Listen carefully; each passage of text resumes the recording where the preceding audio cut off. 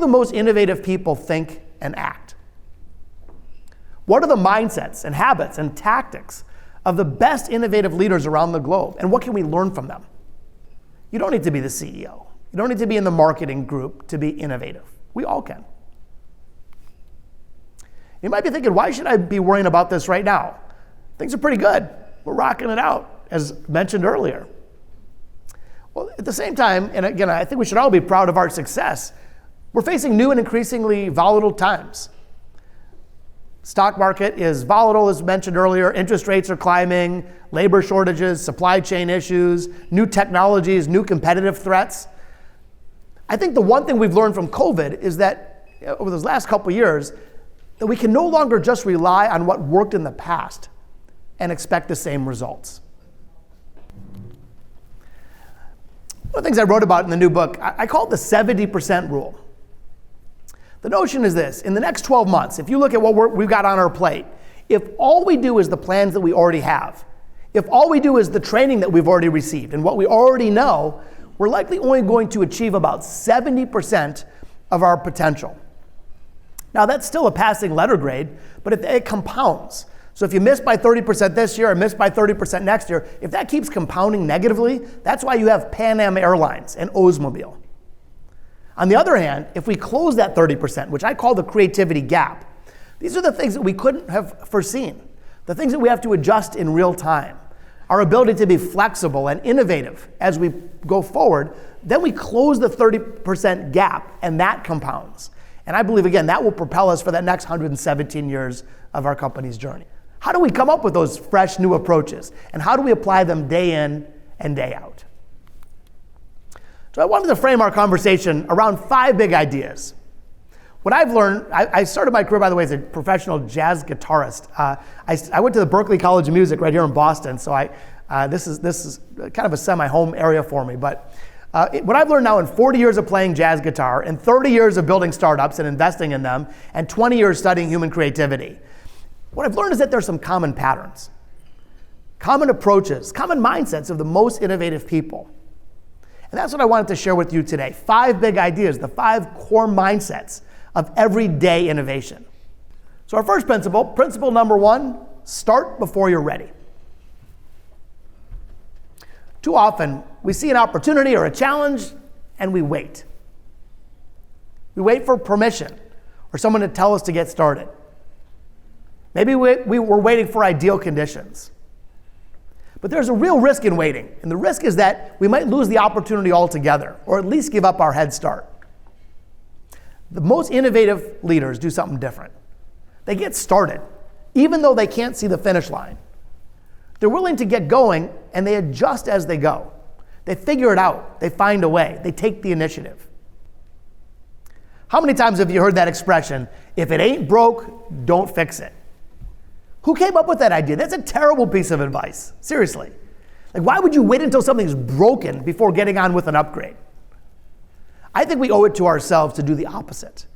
To proactively examine what's working, might be looking fine on the surface, and deconstruct it and find a new and better way. The best leaders, the best companies are always reinventing, always finding new paths forward. They proactively break it to fix it.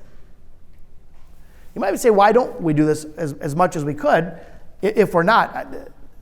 One thing I've learned now in 30 years in business is that too often we overestimate the risk of trying something new, but we underestimate the risk of standing still. I want to share one more quick technique while we're kind of geeking out on techniques. This is a really fun one to try, very easy and very memorable. This next one I simply call the judo flip. The judo flip. What this means is when you're taking on a challenge or trying to solve a problem, is you first take an inventory. Like, how have you always done it in the past? What have we always done? What does everybody in industry do? And then you ask a simple question. What's the polar opposite? What would it look like if you judo flipped it? Judo flipping is challenging ourselves to do the exact opposite of what's expected, to try something completely, the polar complete distance of what we normally do. Mindset number 3, it's kind of a fun, playful term. Use every drop of toothpaste. It's basically a fun way of saying being resourceful and scrappy, making do with the systems and with the resources that we have at hand. And I know we're facing a lot of constraints. There's labor shortages, there's supply chain issues, there's parts shortages and supply issues. But there's always a way to figure it out if we use enough creativity. It's funny, people often say that you need a lot of external resources to be creative. But if the amount of creativity that we had equaled our level of outside resources, the federal government would be the most creative organization on the planet. And of course, we know the exact opposite is true. This bike is called a Van Moof. It's a hybrid electric bike used for commuting. For example, if you lived in downtown Boston, you might take one to work. Well, the leaders were facing a tough problem because the bikes, which were shipped directly to customers, were getting damaged at a very high rate during shipping. They were sent in big cardboard boxes, FedEx, UPS, but the damage rate was high. And talk about hurting raving fans, like they were not raving fan customers. They had to bring the bikes back, they had to file insurance claims, it was a mess. The leaders get together and they say, okay, we gotta fix the problem, what should we do? Well, first person says, yeah, let's just use fancier packaging material. The problem is that costs money that they didn't have. Someone else says, oh, let's use one of those fancy white glove delivery services. That costs even more money. The team was stuck until one of the folks said, wait a minute, he said, time out. He said, think about a flat screen TV for a minute.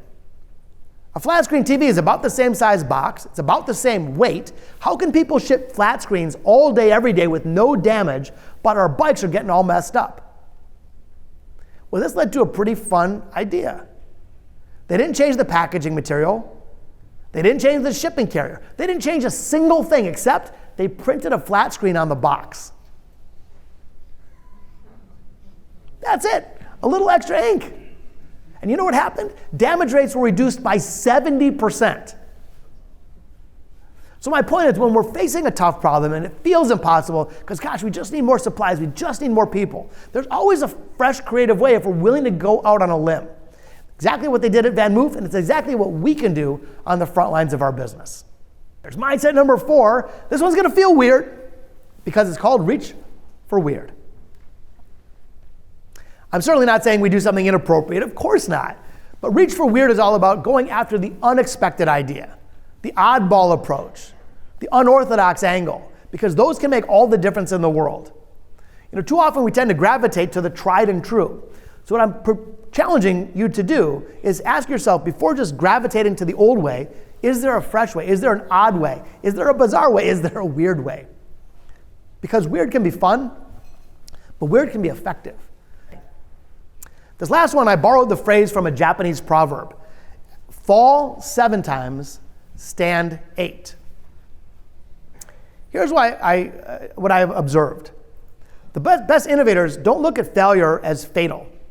They realize that mistakes are how we discover new things. And so when they stumble, inevitably, because we all stumble, we all have adversity, we all fall down and scrape our knees, what they recognize is that's a learning moment rather than one of shame. So they bounce back quickly, and then they are always trying something new.